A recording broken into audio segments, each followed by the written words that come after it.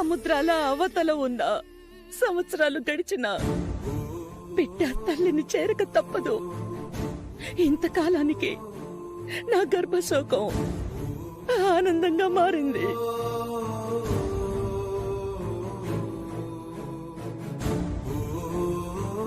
ఒక్కసారి అమ్మా అని పిలువు నాన్న. అమ్మా,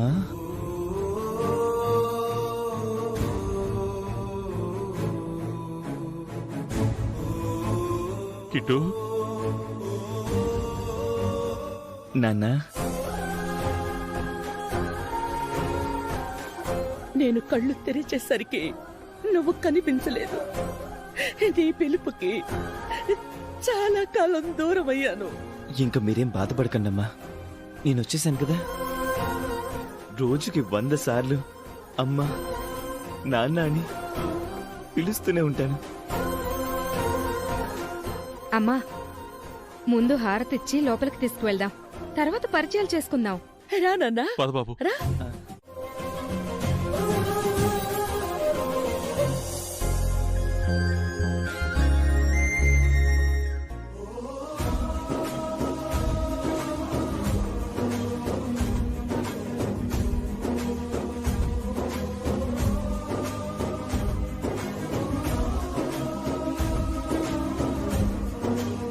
కొడికాలు పెట్టి లోపలికి రా నాన్న.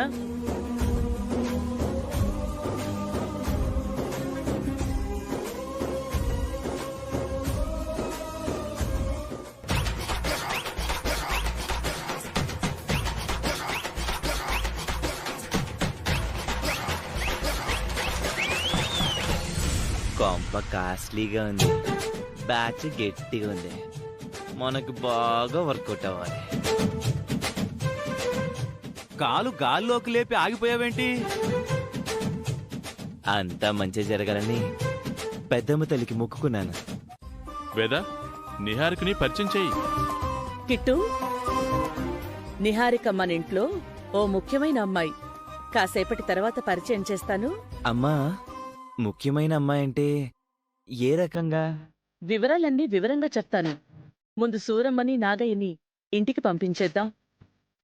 నిహారిక, డబ్బులు తీసుకురమ్మా.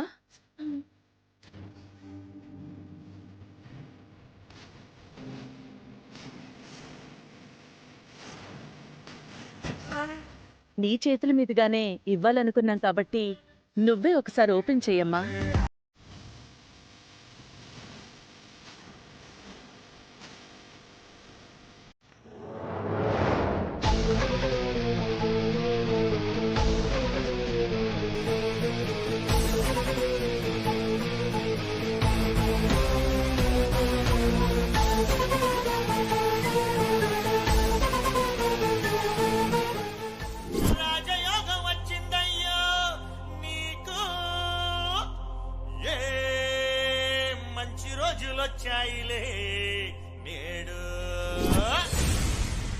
జీవితంలో ఇప్పటి వరకు ఇంత డబ్బు చూడలేదా?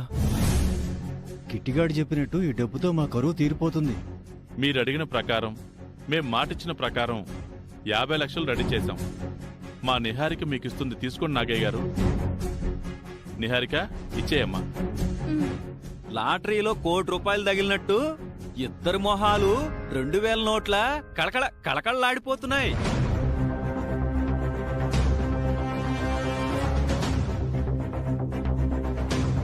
తీసుకోండి. ఆగండి,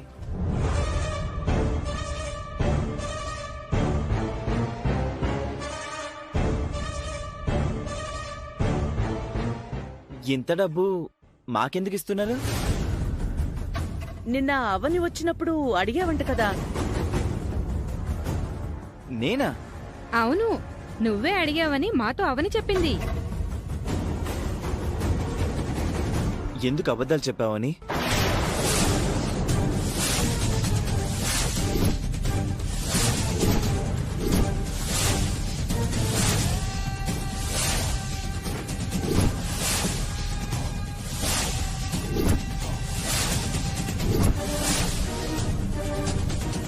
నేను అబద్ధం చెప్పడం ఏంటి? మరి నేను అడగడం ఏంటి? ఏంటన్నా మీరేమైనా అడిగారా? నువ్వే కదరా అడిగావు. కలగన్నావా? అది కాదు కిట్టు. సూరి నువ్వు ఆగు. అయితే నువ్వు నిజంగా డబ్బు అడగలేదా? అయ్యో అడగలేదమ్మా. మీ అమ్మా నాన్నల మీద ఒట్టేసి చెప్పు. వేస్తాను.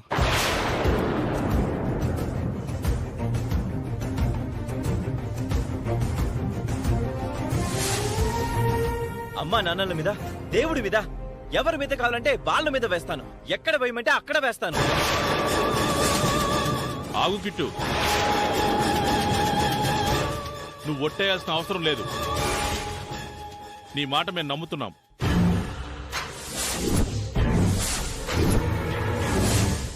ఇంకా నువ్వు మారవా?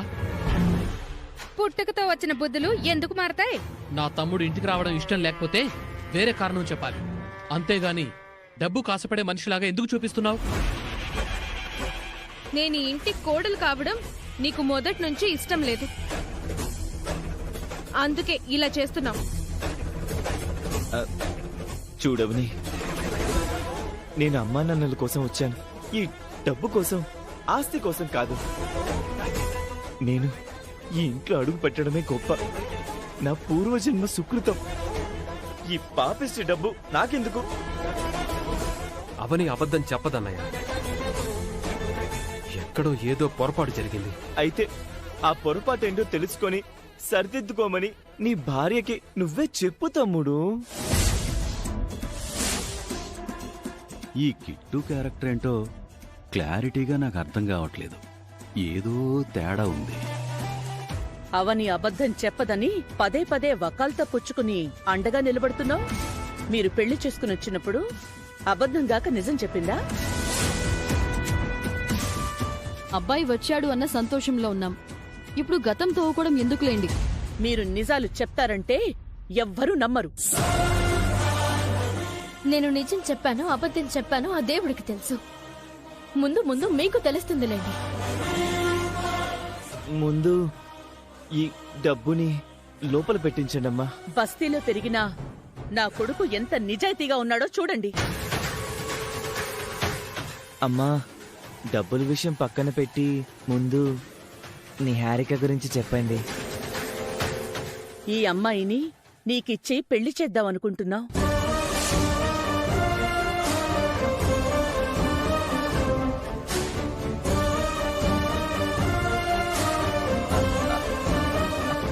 అవునా? నిజంగానా? అవునా? తీసుకోండి.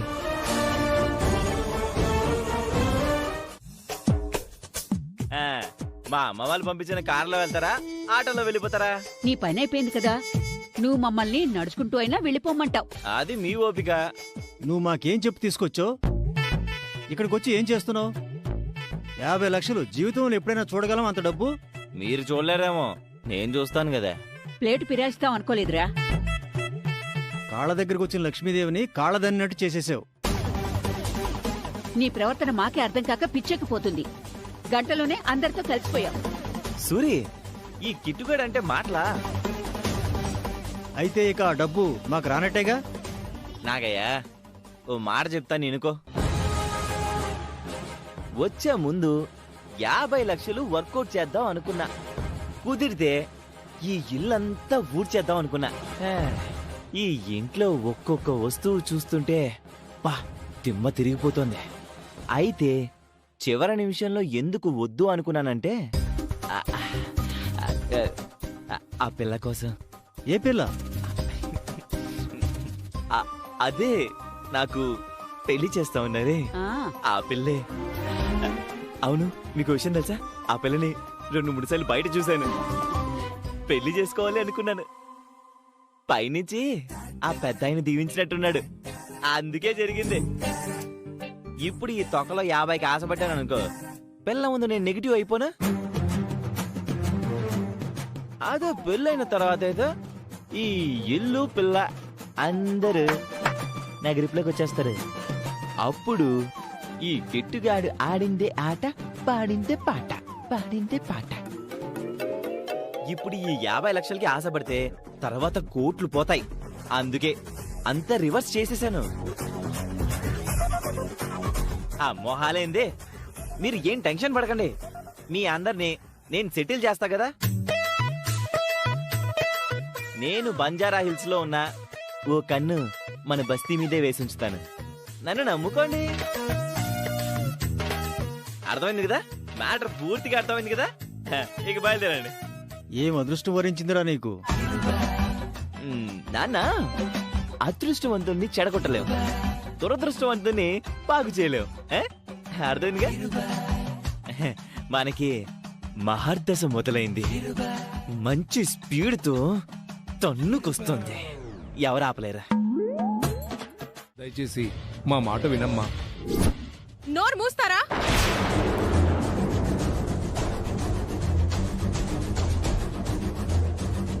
నేను ఆ ఇంట్లోకి కోడలిగా అడుగు పెట్టడానికి ఏం చేశానో మర్చిపోయారా? మీతో ఏం చేయించానో మర్చిపోయారా?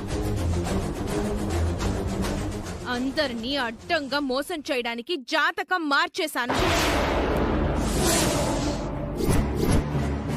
నాది వేదవతిది ఒకే రకమైన జాతకమని అందరినీ నమ్మించాను. కానీ నాది వేదవతి లాంటి జాతకం కాదు. భరణి నక్షత్రం, మేషరాశి, కార్తీక మాసంలో శుక్రవారం నాడు పుట్టిన అమ్మాయి ఆ ఇంటికి కోడలు కావాలి. అందులో ఒక్కటి కూడా నా జాతకంతో మ్యాచ్ కాలేదు. అలాంటి జాతకం కలిగిన అమ్మాయికే ఆ ఇంటి దీపం వెలిగించే అర్హత ఉంటుంది. నాకు లేదు.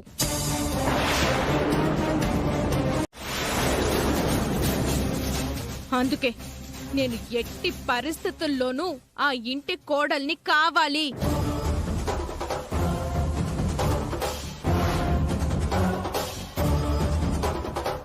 చాలా దూరం వచ్చేసాం గౌతమి. మరి కొంచెం దూరం వెళితే నేను అనుకున్నది సాధించుకుంటాను. కొంచెం ఓపిక పట్టండి. నా పెళ్ళైన తర్వాత కొద్ది రోజులు కాశీకి పోదురు గాని. చెప్పకుండా పెళ్లి చేసుకున్నందుకే ఆ వేదవతి అవని శ్రీకర్లను పరాయి వాళ్ళని చేసేసింది. జాతకం విషయంలో మోసం చేశావని తెలిస్తే వేదవతి నిన్ను చంపినా చంపుతుందని భయంగా ఉందమ్మా. నేను తప్పుడు జాతకంతో ఆ ఇంట్లోకి ఎంటర్ అయిన విషయం ఎవరు చెప్తారు? మీరు చెప్తారా? నేను చెప్తానా?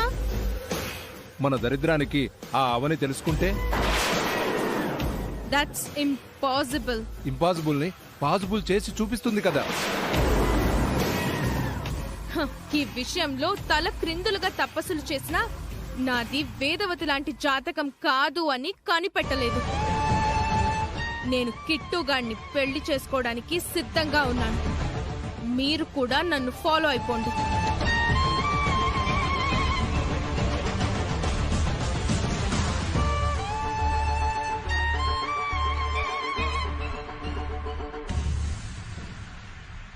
మనమేమో దొంగ జాతకం చూపించి నిహారికను ఆ ఇంట్లో పెట్టాం. నాదేదో చిన్న పూజుంటే చేయించుకోవడానికి వచ్చాను.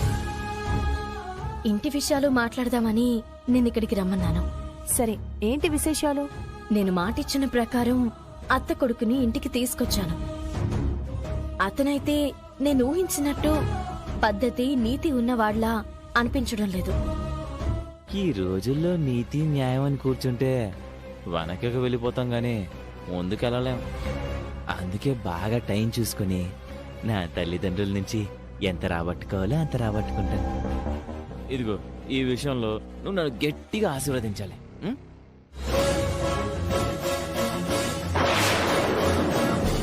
అమ్మా, గుళ్ళో దొంగలున్నారు, మీ వస్తువులు మీరు జాగ్రత్తగా పెట్టుకోండి. అత్త కుటుంబం మీద నీకున్నంత అభిమానం బహుశా ఎవ్వరికి ఉండదేమో. ఉమ్మడి కుటుంబంలో ఉండే కోడళ్ళు ఎంతసేపు ఏం ఆలోచిస్తారంటే ఎప్పుడెప్పుడు భర్తను బయటికి తీసుకుపోయి వేరు కాపురం పెడదామా అని ఆలోచిస్తారు. కానీ నువ్వు మాత్రం నా కుటుంబం ముక్కలైపోకూడదు, నా కుటుంబానికి ఎవరి వలన ఎలాంటి హాని కలగకూడదని అందరితో పోరాడుతున్నావు. అమ్మా, లైన్లో రండి, చూసుకోకండి. వచ్చిన వాడి వలన ఏం జరగబోతుందోనని చాలా భయంగా ఉంది. నిన్నటి వరకు నిహారికను కాచుకున్నాను. ఇప్పుడు ఆ కిట్టుకి కాపలా కాయాలి. నువ్వు శ్రీకర్ తప్ప ఆ ఇంట్లో మిగిలిన సంతానమంతా దారుణంగానే ఉన్నారు.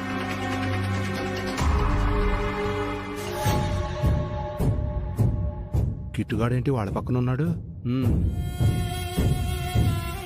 ఆ, వచ్చినవాడు మంచివాడు కాదని మీ అత్తె వాళ్ళతో చెప్పేయొచ్చు కదా. చెప్తే నమ్మే స్థితిలో వాళ్ళు లేరు.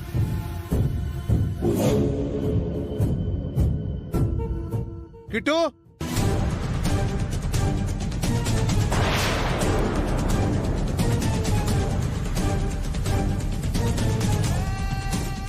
అమ్ము కానిస్టేబుల్ గుర్తుపట్టేశాడు. దగ్గరికి వచ్చాడంటే మన ఫ్లాష్ బ్యాక్ అంతా బయటపడిపోతుంది. రే కిట్టు, నువ్వు వస్తావా? నన్ను రమ్మంటావా?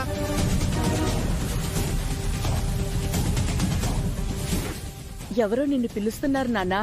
ఆ, నా ఫ్రెండ్ అమ్మా, వాడితో మాట్లాడి నేను వెంటనే వచ్చేస్తాను. పూజ మధ్యలోంచి అలా వెళ్ళకూడదు. అమ్మా, అది వాడు చాలా కాలం నుంచి దుబాయ్ లో ఉన్నాడు. ఈ మధ్యనే వచ్చాడమ్మా. మళ్ళీ దుబాయ్ వెళ్ళిపోతాడు. నేను వాడితో 5 నిమిషాలు మాట్లాడి వెంటనే వచ్చేస్తానమ్మా. సరే సరే, త్వరగా రా. అలాగే, మీరు కానివ్వండి. రా. సార్, ఇలా రండి. ఏం లేదత్తయ్య, నేను ఊరికే వచ్చాను. నేనైతే మీ ముందుకు ఊరికే రాలేదు. ఓ విషయం అడగాలనొచ్చాను, ఓ విషయం చెప్పాలనొచ్చాను. ఏంటది? ఏంటంటే నువ్వు చెప్పబోయేది తర్వాత వింటాం. ముందు మేం చెప్పబోయేది విను. ఈ అబ్బాయి ఎవరో తెలుసా? మా రెండో కొడుకు. అప్పుడు విధి దూరం చేసింది, ఇప్పుడు అదే విధి దగ్గర చేసింది. దగ్గర చేసింది విధి కాదు, నా చెల్లెలు దగ్గర చేసింది. ఓ, ఈవిడ అవని గారి అక్కనా? అవును నాన్నా. నమస్కారం అండి. చాలా సంస్కారవంతుల్లా కనపడుతున్నావు కానీ నువ్వు ఒక అక్క, నువ్వాగు. ఎందుకు ఆపుతున్నావు? నువ్వేం మాట్లాడినా నా మీదొట్టు.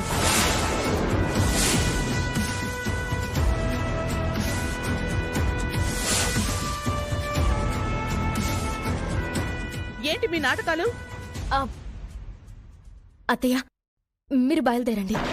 నాలాంటి జాతకం కలిగిన నిహారికే ఏనాటికైనా నా ఇంటి కోడలవుతుందని చెప్పాను.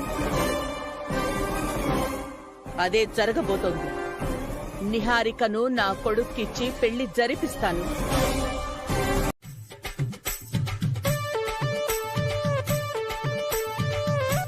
వస్తున్నా వస్తున్నా వస్తున్నా.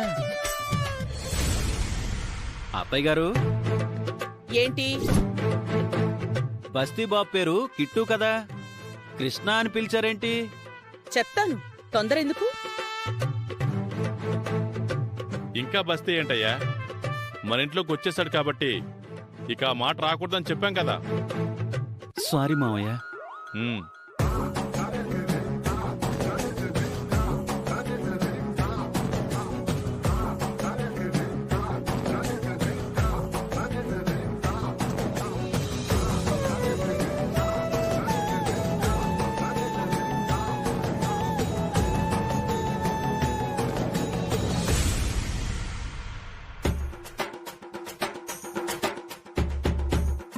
ఎందుకో ఈ కిట్టుగాడు నాకు కొంచెం తేడాగా కనపడుతున్నాడు. ఏంటమ్మా? ముందుగా మీ అందరికీ ఒక విషయం చెప్తాను, వినండి.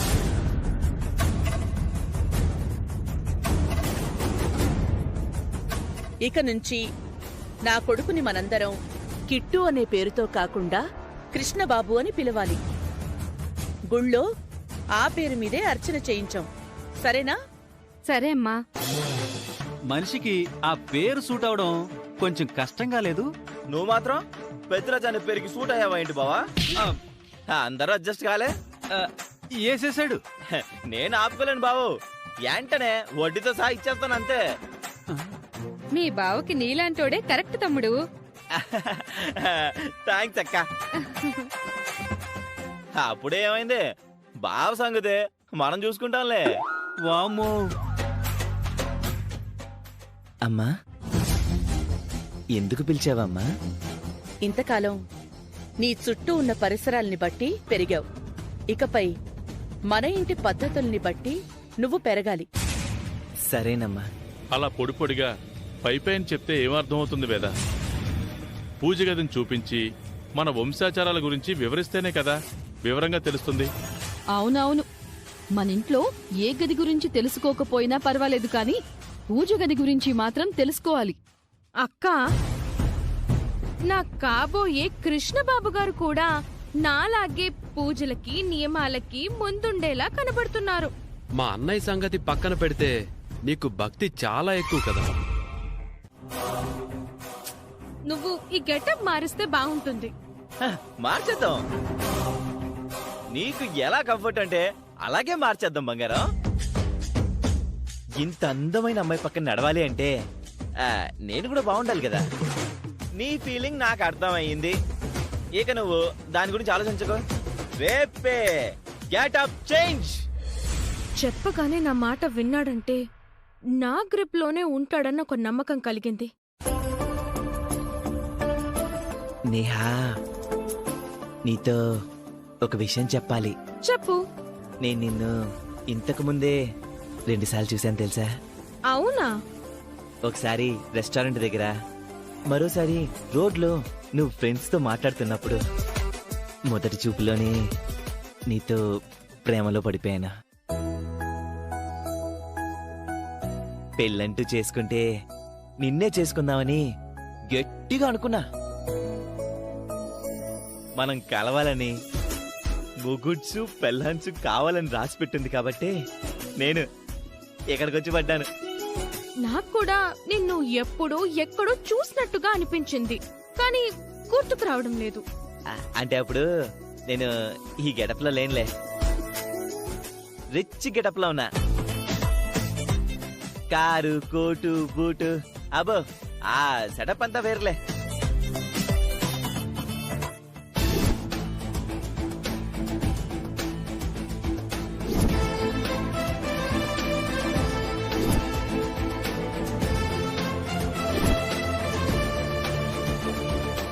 గుర్తొచ్చావు. ఆ రోజు నువ్వు నన్ను చూసావు, గుర్తొచ్చింది కదా? గుర్తొచ్చావు. మరి ఆ రోజు ఆ విషయాలేం మనసులో పెట్టుకోకు. అప్పుడు అవన్నీ రెంట్కి తెచ్చాను. ఇప్పుడైతే ఈ ఇంట్లో అలాంటివన్నీ ఉన్నాయి.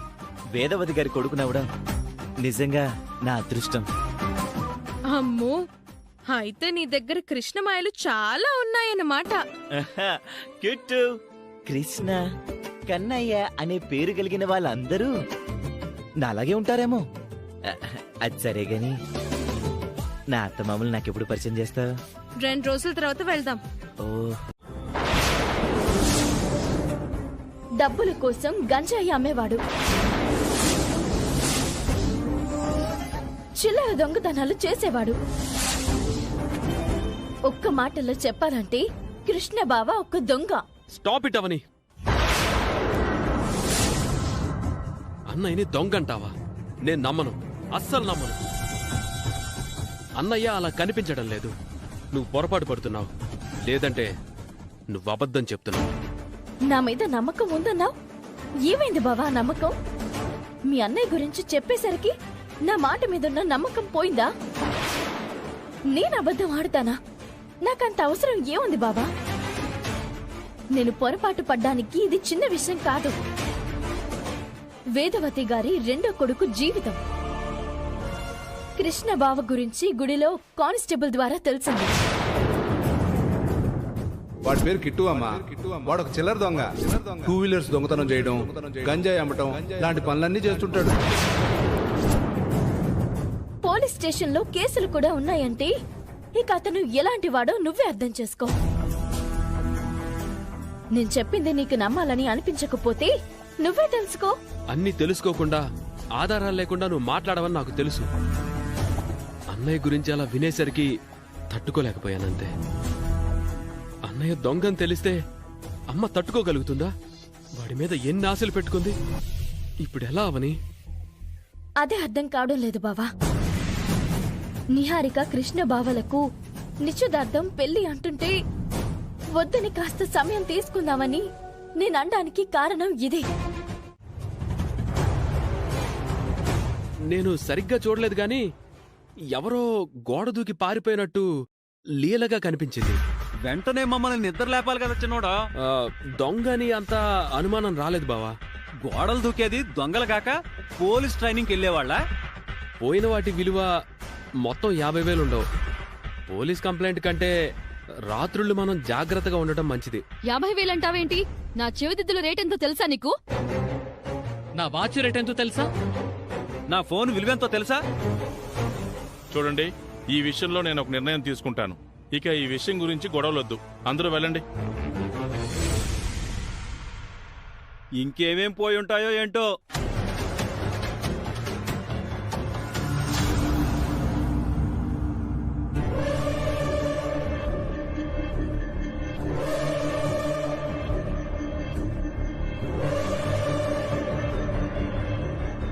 అన్నయ్య గురించి బాగానే కవర్ చేసావు బావా. అన్నయ్య దొంగతనాలు చేస్తుంటాడని నువ్వే కదా చెప్పావు. ఇప్పుడు ఇలాంటి చిల్లర దొంగతనాలు చేశాడని అందరికీ తెలిసిందంటే అమ్మా నాన్నలు బాధపడతారు. మన ఇంటికొచ్చాకైనా మారాలి కదా, అదే బాధగా ఉంది. నువ్వు బాధపడకు బావా. కృష్ణ బావ మన రక్త సంబంధం, మన ఇంటి మనిషి.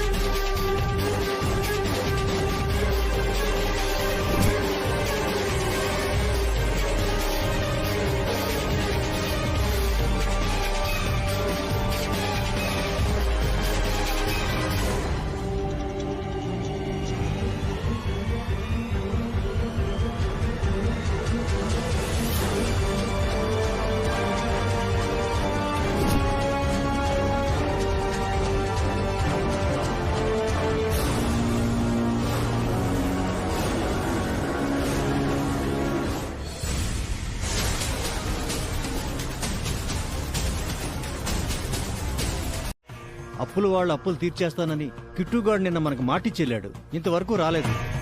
ఆ యాదగిరి ఇప్పుడు వచ్చాడంటే మనం ఏం సమాధానం చెప్పగలం?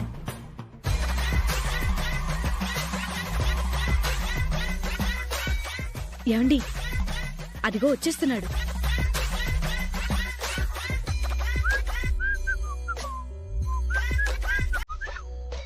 కృష్ణ, డబ్బులు తీసుకొచ్చావా? తెచ్చా, అందుకే వచ్చా.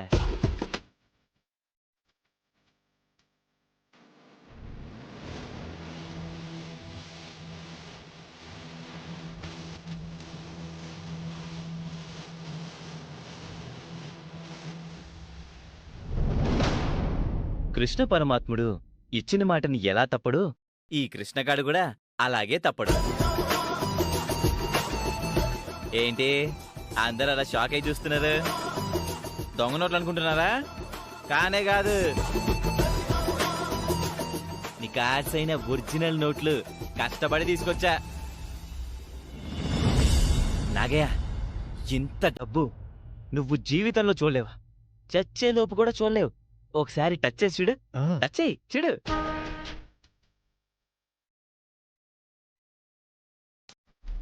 ఐదు 5 లక్షలు. 5 లక్షలు అన్నమాట వినడమే గాని ఎప్పుడు చూసింది లేదు, చేతులారా పట్టుకున్నది లేదు. ఈ రోజు నీ వల్ల ఆ భాగ్యం దక్కింది. టచ్ అదిరింది కదా, దీనికున్న స్మెల్, ఇది పట్టుకుంటే వచ్చే కిక్కు ప్రపంచంలో దేనికి రాదు. అందుకే ఐ లవ్ డబ్బు డబ్బు డబ్బు డబ్బు. ఈ డబ్బుల్లో 2 లక్షలు ప్లస్ వడ్డీ ఆ యాదగిరి మొహాన కొట్టండి. మిగిలిన డబ్బులు మీ ఖర్చులు కొంచుకోండి. ఇది మీకు జస్ట్ టోకన్ అమౌంట్. ముందు ముందు మీరు ఇలాంటివి ఇంకా ఇంకా చూస్తారు, సరేనా? నాగయ్య, పక్కగరా. సరోజా, సూరి, కారంచాకు తగిలినోళ్ళ అలా అయిపోయారంటే ఉన్నారా పోయారా? ఒరే, ఒక్క రోజులో ఇంత డబ్బు ఎలా తెచ్చావురా? కొంపతీసి వేదవతి గారింట్లో కొట్టేలేదు కదా? ఆ ఇంటికే కన్నం వేశావని నాకు అనుమానంగా ఉంది. మీ అమ్మా నాన్నల డబ్బులే కొట్టేశావా? వాడెలా తెస్తే ఏముంది, మనమైతే అప్లోడ్ గండం నుంచి గట్టెక్కిపోతాం కదా. ఆహా, నాగయ్య పాయింట్ కరెక్ట్. నిజం చెప్పు, ఆ ఇంట్లోవే కదా? సరోజా, ఒక విషయం గుర్తుపెట్టుకో.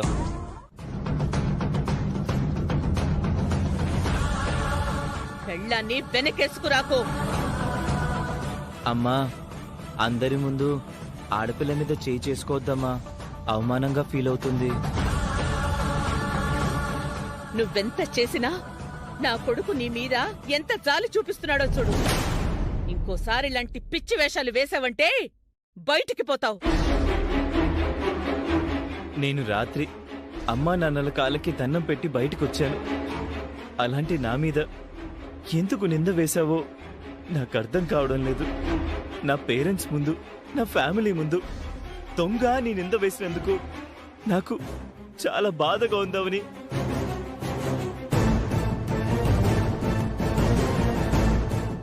బాధగా ఉందామని, చాలా బాధ. కృష్ణ, రేయ్ కృష్ణ,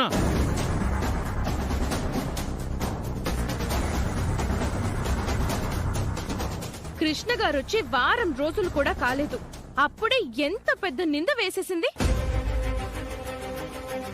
ఇంటి వారసుడి మీద నింద వేస్తే ఎవరైనా ఎలా తట్టుకుంటారు? కృష్ణన్ తీసుకొచ్చి ఇంటికి మేలు చేసింది అనుకున్నాం, మరోవైపు నుంచి గోతులు తవ్వేసింది. ఇంకాపండి వదినా.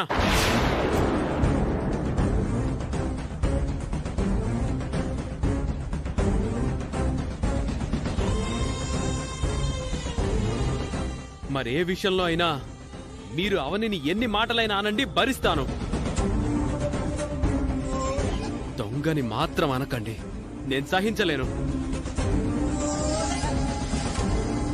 ఆ డబ్బు మా రూమ్లోకి ఎలా వచ్చిందో పెట్టిన వారికి దేవుడికే తెలియాలి.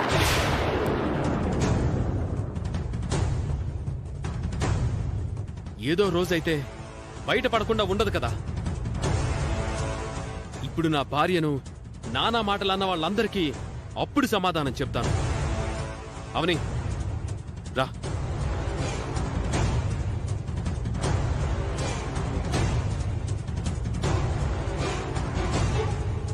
వాడంతే, ఎప్పుడూ పెళ్ళాన్నే సపోర్ట్ చేస్తాడు. నిహారిక, నువ్వేం బాధపడకమ్మా. పాపం కృష్ణ చాలా బాధపడుతున్నాడు.